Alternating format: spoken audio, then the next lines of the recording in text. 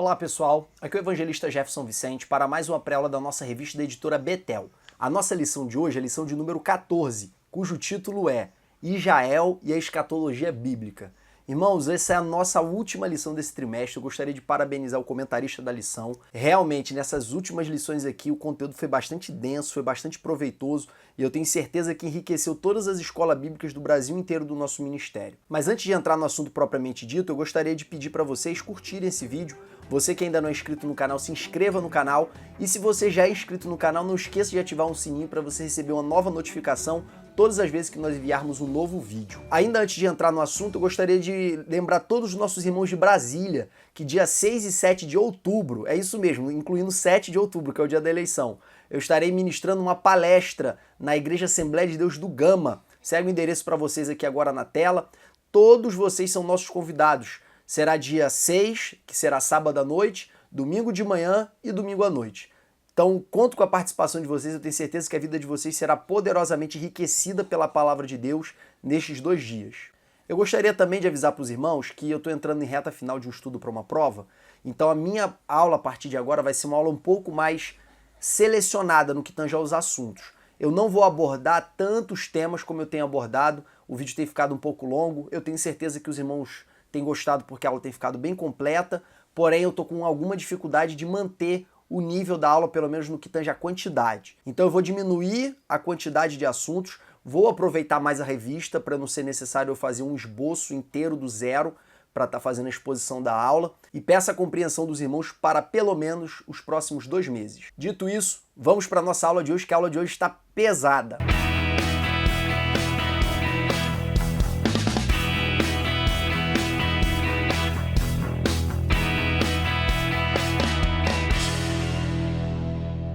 Irmãos, o tema da lição de hoje é um tema denso. Primeiro porque os textos bíblicos que falam sobre escatologia são textos bíblicos de difícil interpretação. E segundo lugar, porque são textos bíblicos que dão uma ampla margem para várias interpretações divergentes. Então você tem várias correntes teológicas se digladiando para ver quem prevalece na interpretação da Bíblia. Em terceiro lugar, porque é um tema muito pouco estudado na igreja. As pessoas dificilmente pregam sobre escatologia. Então, se ficar a cargo da escola bíblica dominical, eventualmente tratar do assunto. Então, nós vemos que realmente é um assunto muito pouco abordado, apesar de gerar tantas curiosidades. Vamos agora, irmãos, para o nosso tópico 1, o Dia do Senhor. Irmãos, nesse nosso tópico, nós vamos abordar um tema que ele é amplamente versado no Antigo Testamento. Todos os profetas escriturísticos, ou melhor dizendo, quase todos, falaram sobre esse assunto, apesar da gente saber muito pouco sobre ele. O dia do Senhor é o dia da vingança do Senhor. Isso está previsto em Amós, isso está previsto em Joel, isso está previsto em Isaías, Jeremias, Ezequiel, enfim, quase todos os profetas escriturísticos do Antigo Testamento falaram sobre esse grande dia, que a expressão utilizada é o dia do Senhor. Esse dia ele seria marcadamente um dia de juízo, um dia de destruição. O sol perderia seu brilho, a luz se converteria em sangue, as estrelas cairiam do céu e deixariam de produzir a sua luz. Ou seja, haveriam sinais tenebrosos e apavorantes que simbolizariam a ira de Deus contra o pecado. Então, a expressão o dia do Senhor, ela denota esse episódio. Nós vamos encontrar isso em Isaías capítulo 13, em Amós capítulo 5, e principalmente em Joel capítulo 2, versículo 28 a 31.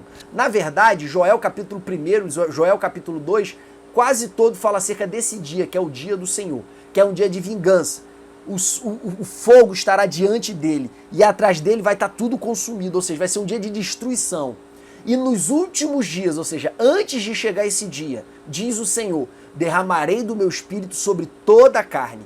E os vossos filhos e as vossas filhas profetizarão, e os vossos velhos terão sonhos e visões. Enfim, é aquela profecia muito cara para nós pentecostais, que está descrito em Joel 2, 28, que é repetida por Pedro na sua pregação após o derramar do Espírito em Atos dos Apóstolos, capítulo 2.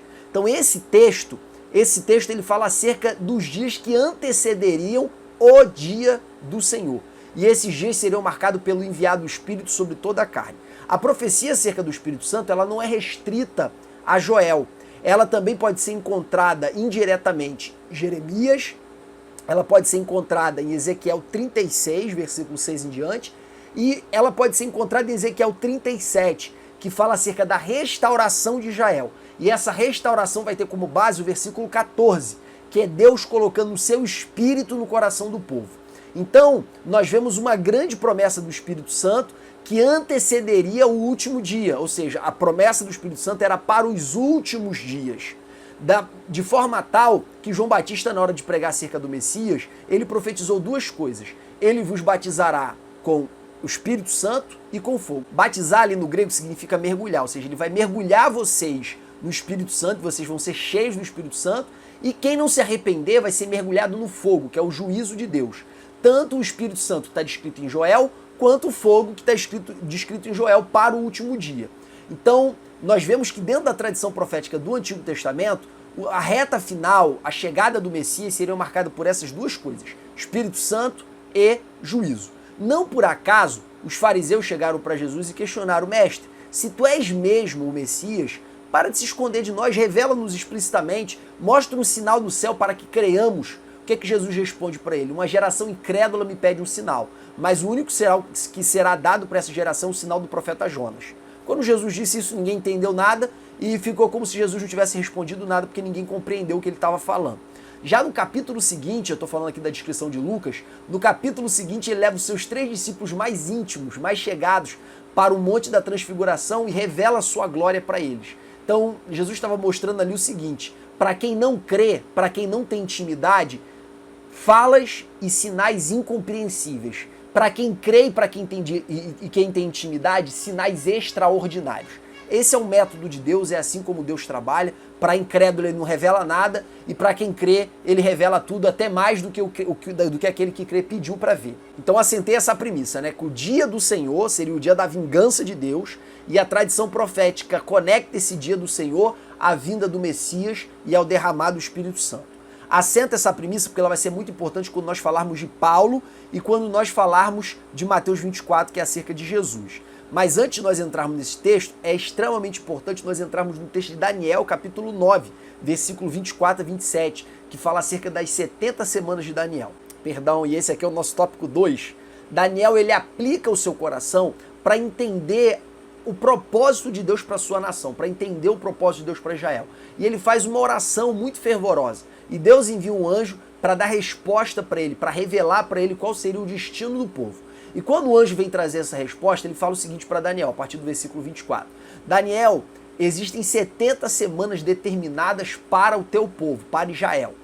Primeiro vão acontecer 7 semanas e 62 semanas a partir do decreto para restaurar a cidade de Jerusalém. Irmãos, existiram 3 decretos aqui que podem ser utilizados nessa profecia. O primeiro deles é o decreto de Ciro, o Édito de Libertação, escrito em 539. O segundo deles foi a ordem de Artaxerxes para Esdras fazer uma revisão ou uma renovação do culto em Jerusalém. Essa ordem aconteceu em 557. E a terceira ordem, que foi a ordem dada para Neemias fazer a restauração dos muros, foi em 445. Algumas pessoas entendem que a contagem deve ser a partir de 557, com a ordem para Neemias. Por quê?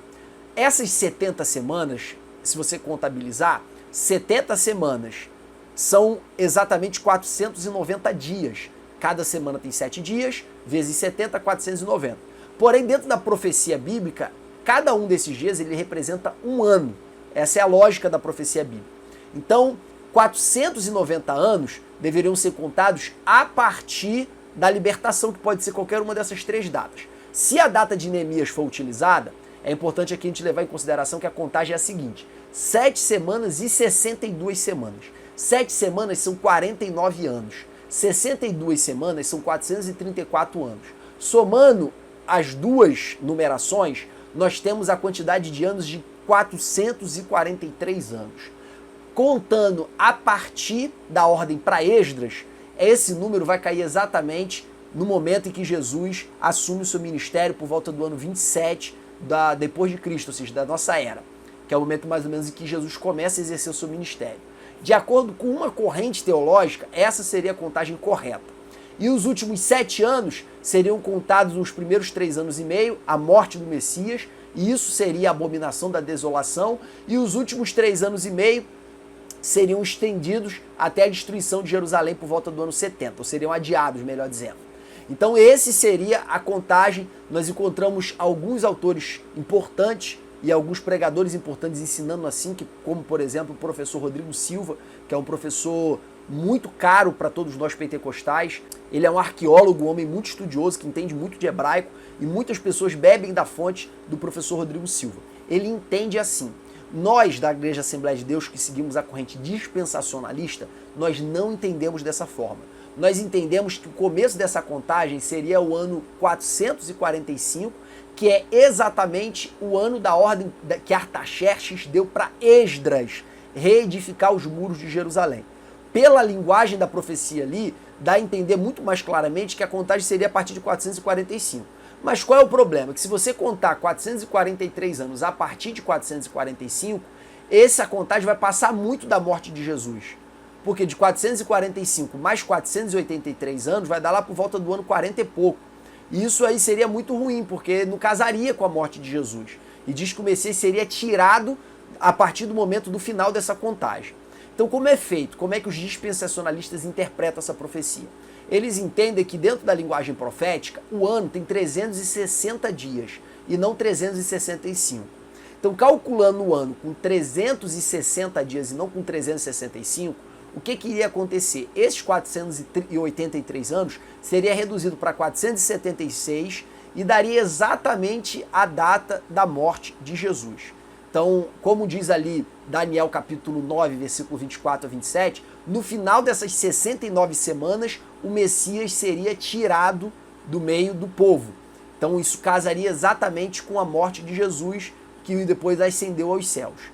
Então essa é a contagem feita pela nossa revista e essa é a contagem feita pela nossa denominação, pelo menos no grosso da nossa denominação, do grosso dos teólogos da nossa denominação.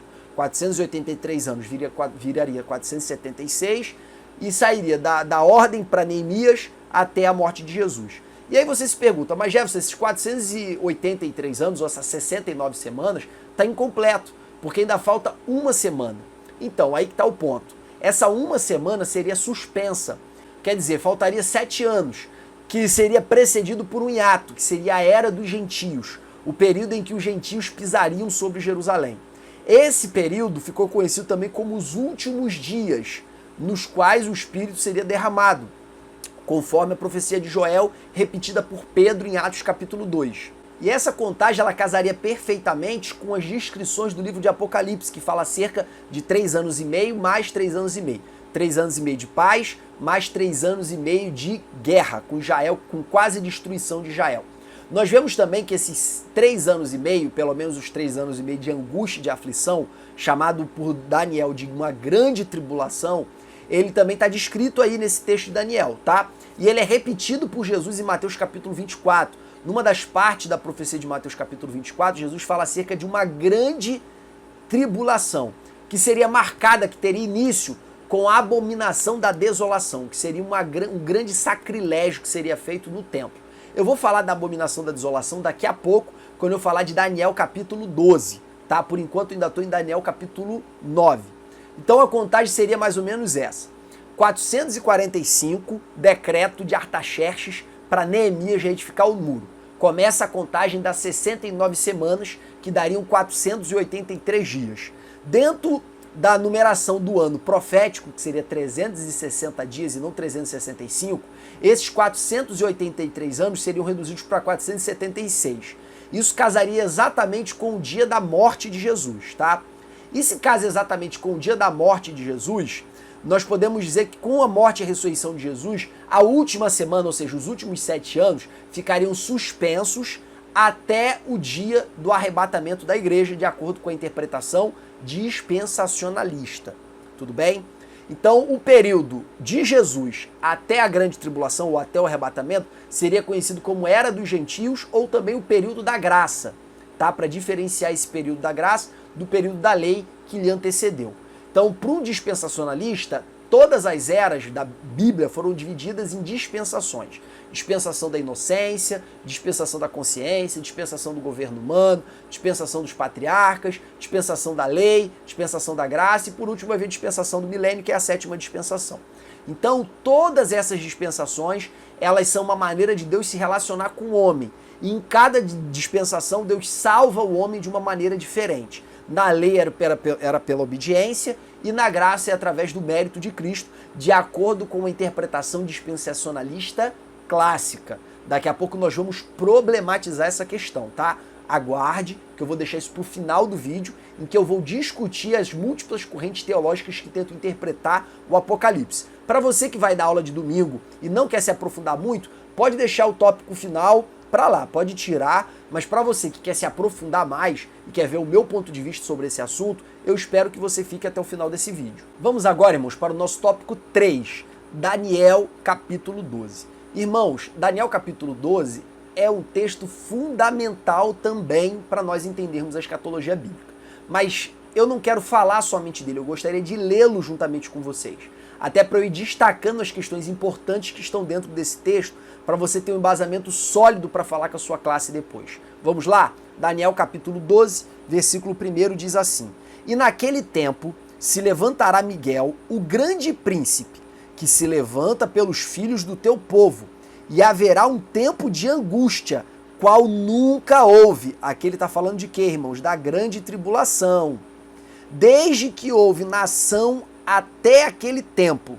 Mas naquele tempo livrar-se-á o teu povo, todo aquele que se achar escrito no livro.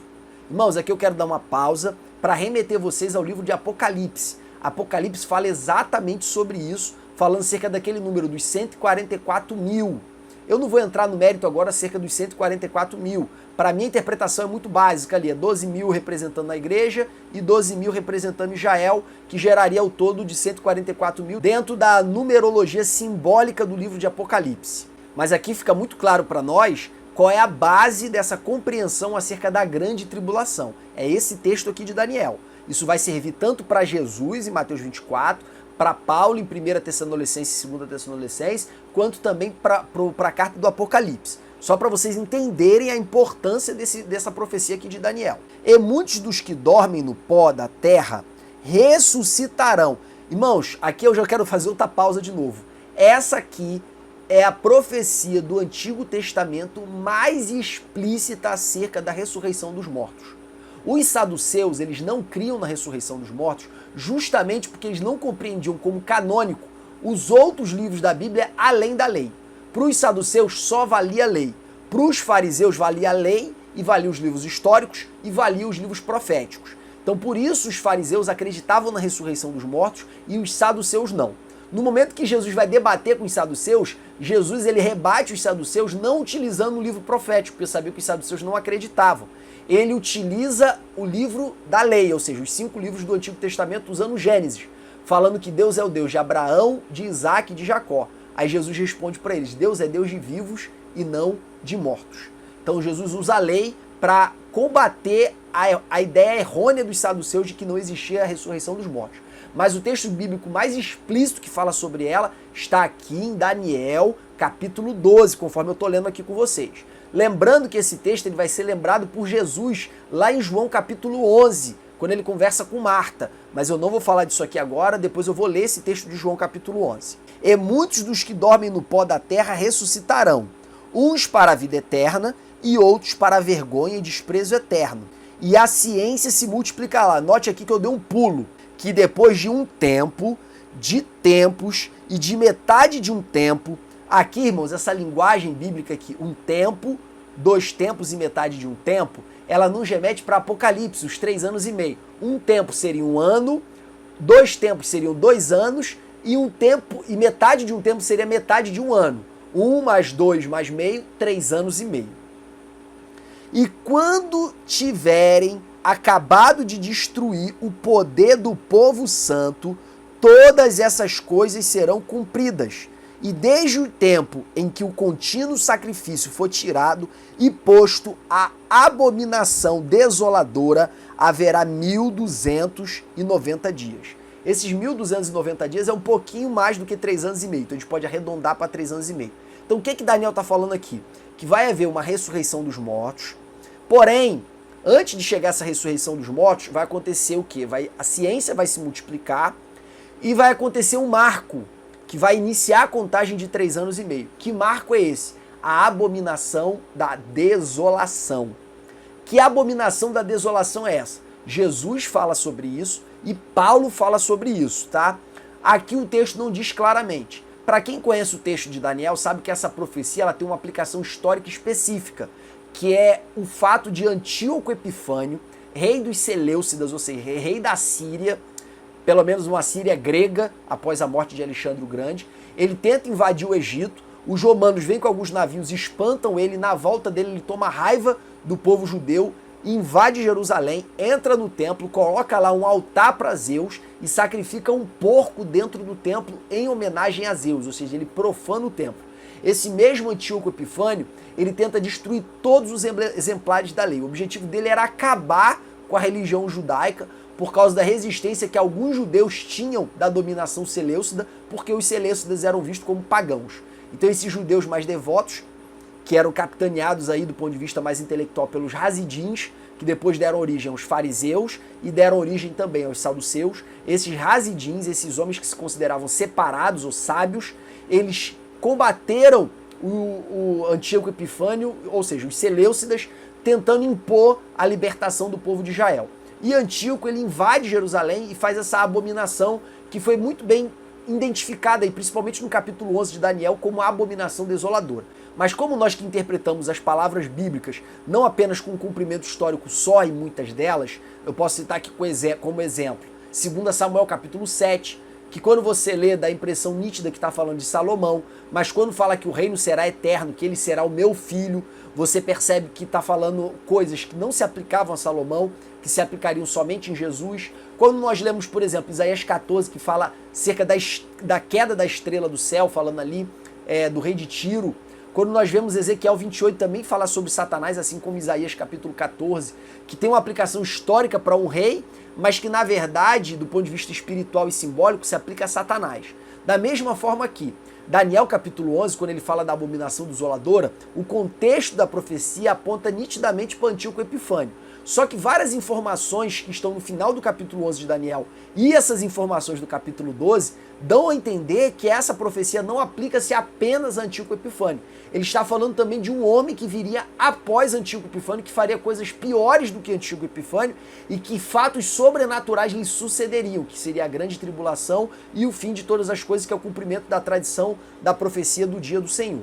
Voltando aqui para o tema da ressurreição, eu quero remetê-los agora a João capítulo 11, versículo 21 a 24, que é o diálogo de Jesus com Marta, no momento que ela se aproxima de Jesus e fala: Senhor, se tu estivesses aqui, meu irmão não teria morrido.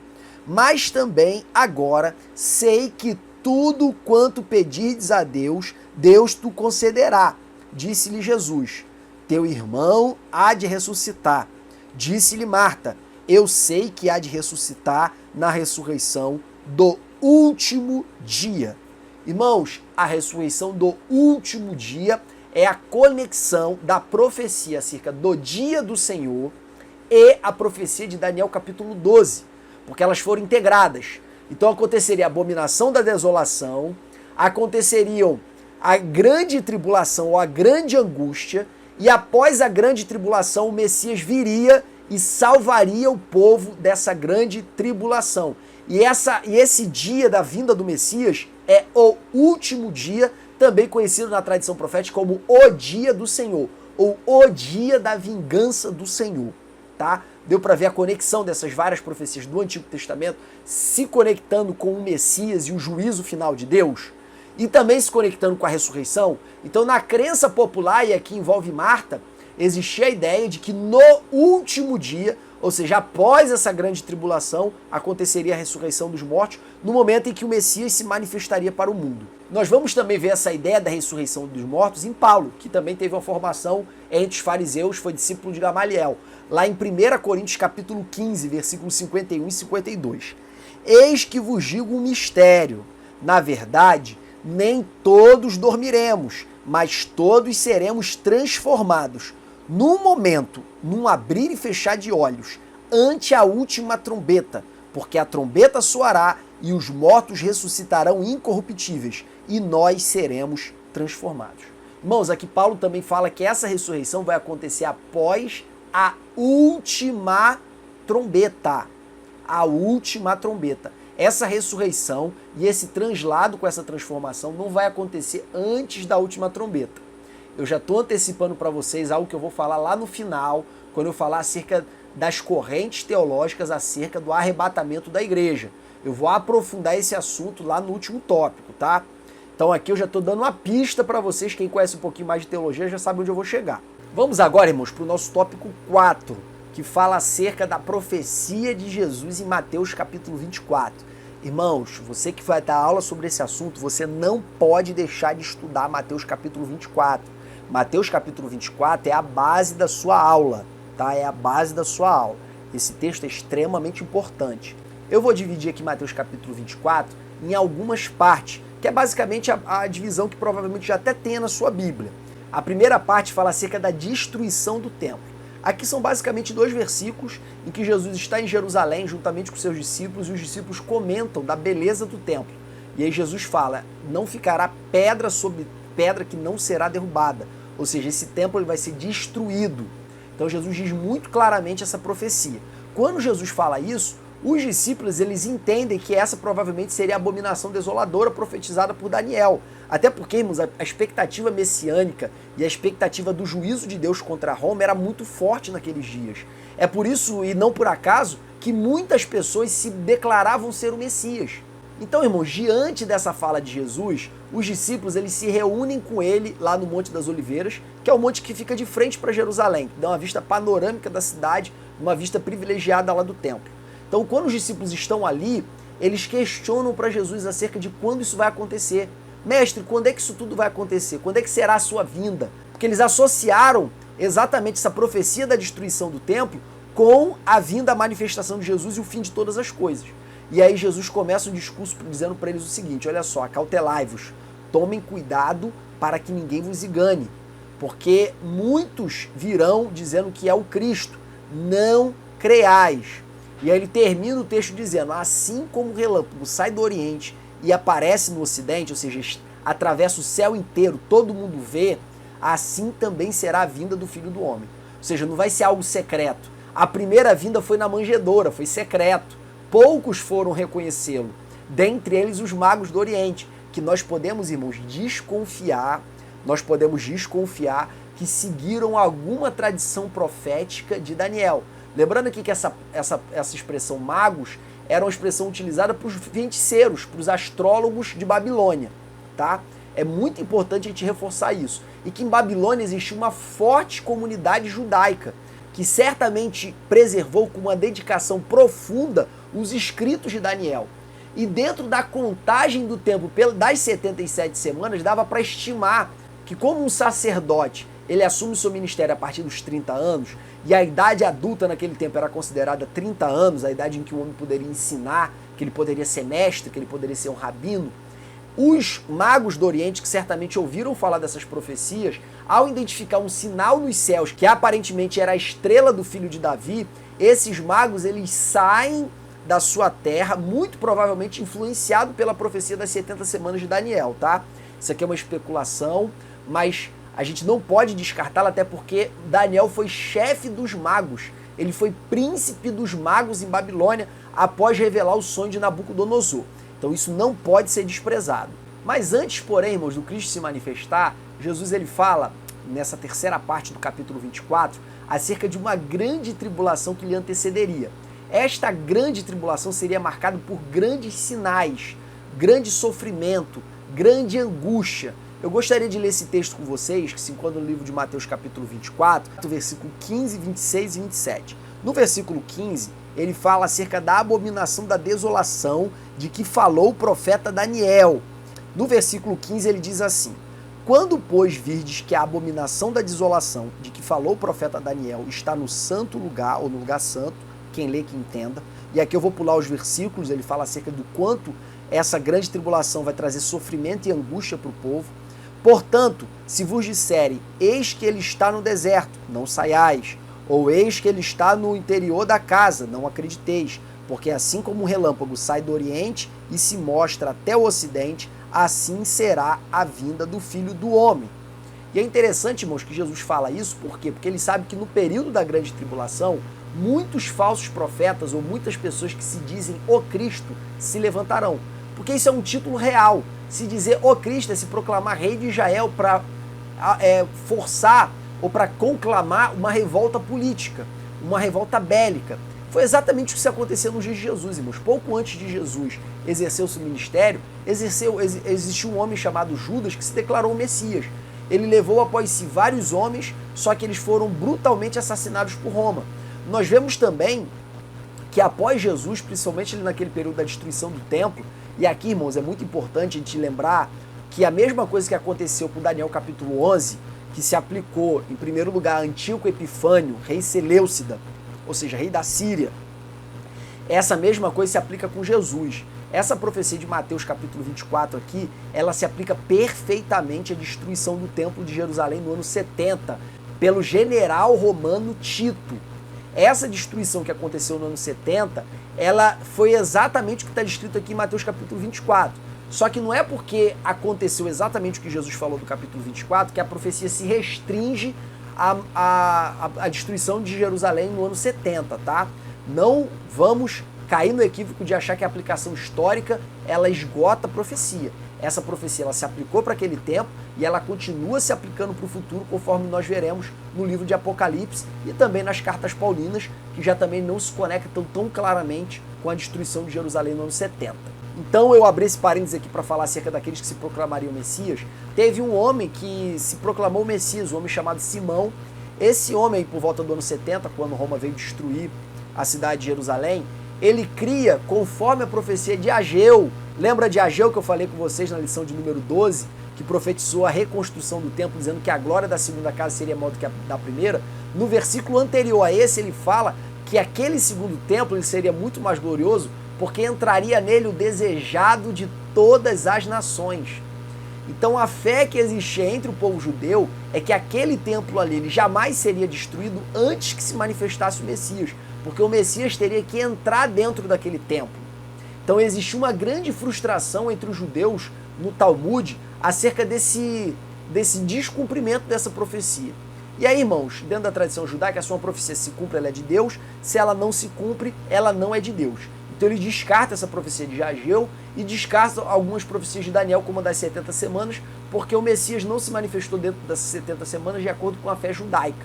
Tá? E por isso tem parte do Talmud dizendo assim, ó, aquele que tentar explicar as profecias de Daniel acerca das 70 semanas, que seja anátema, que seja maldito, porque aquelas profecias não vieram de Deus, porque o Messias não veio. Da mesma forma, a profecia de Ageu. Porém, nós que somos cristãos, nós queremos plenamente no cumprimento dessas profecias, tanto de Ageu capítulo 2, quanto de Daniel capítulo 9. Então esse Simão, ele corre para dentro do templo com os seus homens, crendo que se ele ficasse ali dentro do templo, ele não seria morto, porque efetivamente aquele templo não poderia ser destruído, tal qual pensavam os homens no templo de Jeremias. Eles batiam no peito e diziam, templo do Senhor, ninguém pode nos destruir porque nós temos conosco o templo do Senhor. Quando na verdade Deus ele não habita em templos feitos pela mão do homem. Deus ele escolheu aquele lugar para fazer repousar o seu nome, mas o compromisso de Deus não são com pedras. E por isso Deus enviou 2 vezes a destruição para o templo, tanto no ano 586 com Nabucodonosor, quanto no ano 70 da nossa era com o general Tito. E aí Jesus entra em outra parte da sua profecia, está descrita aí no Mateus capítulo 24, versículo 29 a 31, onde está escrito: e logo depois da aflição daqueles dias, olha aqui, irmãos, deixo isso muito claro aqui para vocês, logo depois da aflição daqueles dias, ou seja, logo depois da grande tribulação,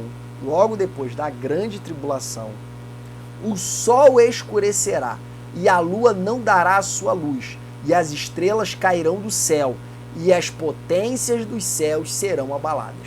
Aqui Jesus ele se vincula diretamente às profecias acerca do dia do Senhor, descritas em Isaías capítulo 13, descritas em Joel capítulo 2, descritas em Amós capítulo 5, descritas em várias partes. Eu selecionei pelo menos 4 desses textos e coloquei disponível para vocês daquilo que seria, que eu acabei não utilizando com muita fidelidade, o esboço da aula de hoje. Então não deixe de baixar e ler essas profecias.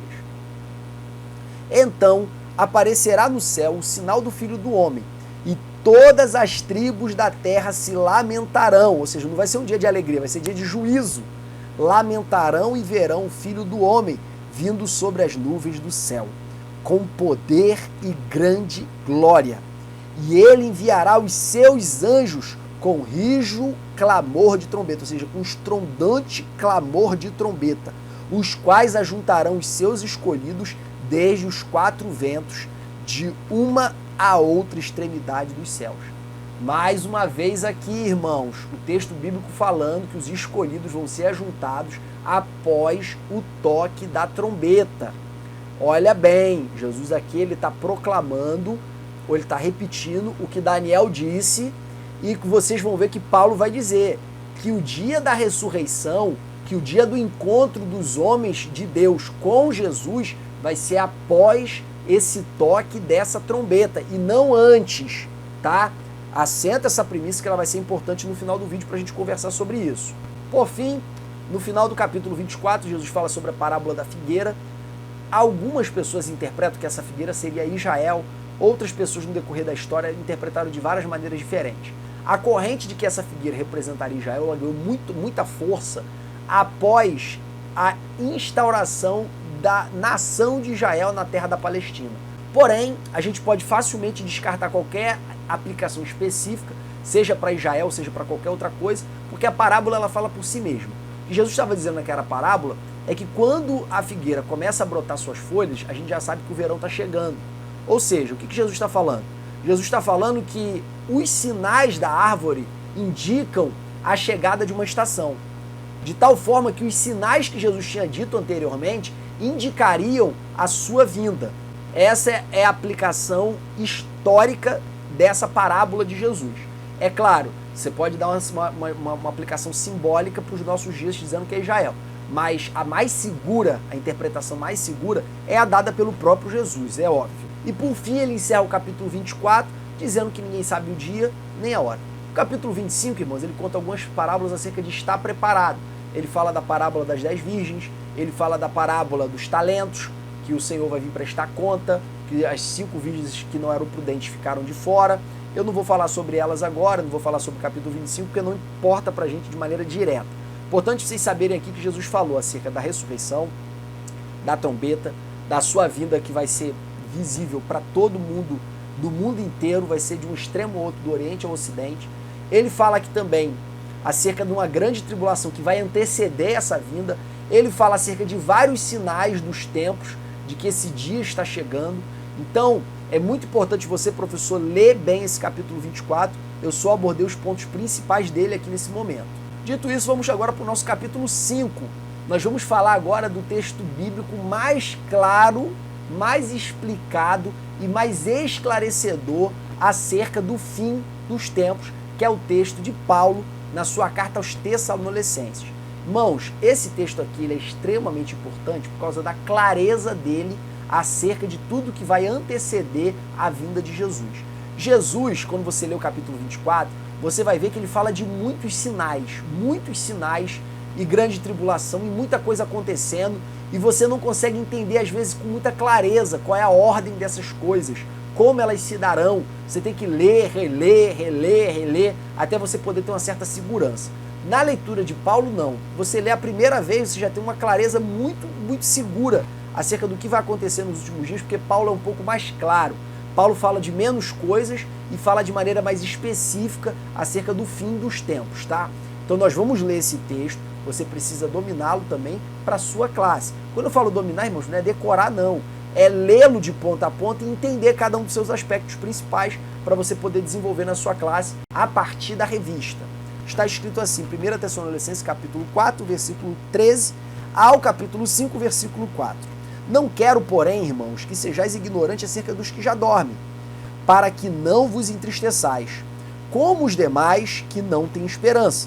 Porque, se cremos que Jesus morreu e ressuscitou, assim também aos que em Jesus dormem, Deus os tornará a trazer com ele. Dizemo-vos, pois, isto pela palavra do Senhor. Pela palavra do Senhor aqui, irmãos, é pela palavra de Jesus.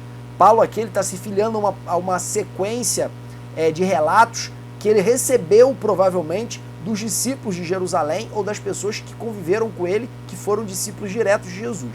Que nós, os que ficarmos vivos para a vinda do Senhor, não precederemos os que dormem, porque o mesmo Senhor descerá do céu. Aí aqui, olha como é que vai ser a descida. Com alarido e com voz de arcanjo e com a trombeta de Deus. Pausa. Com a trombeta de Deus. Quando essa trombeta tocar, que a ressurreição e o arrebatamento vão acontecer. Paulo está dizendo de maneira clara. Paulo está dizendo de maneira clara que primeiro vai vir a voz de arcanjo, a trombeta, para depois vir o arrebatamento e a ressurreição dos mortos. Vamos continuar a nossa leitura? E os que morreram em Cristo ressuscitarão primeiro. Depois nós, os que ficarmos vivos, seremos arrebatados juntamente com ele nas nuvens, a encontrar o Senhor nos ares. Aqui eu quero dar mais uma pausa para dar mais um detalhe disso aqui. O nosso encontro com Jesus, estejamos vivos ou estejamos mortos, será nos ares. Então Jesus desce do céu, para no meio do caminho, ele não chega na terra, ele para no meio do caminho. Quando ele para no meio do caminho, nós somos arrebatados e encontramos com ele nos ares. Para a corrente pré-tribulacionista, que é a nossa igreja, que segue uma tendência dispensacionalista, eu vou explicar todos esses termos aqui no final do vídeo, tá? Para essa corrente, a gente é arrebatado e volta para o céu com Jesus para um evento chamado Bodas do Cordeiro, que vai durar 7 anos. Esses 7 anos vão ser os 3 anos e meio de paz e os 3 anos e meio de guerra contra Israel, e serão os 3 anos e meio também de grande angústia, a grande tribulação, tá?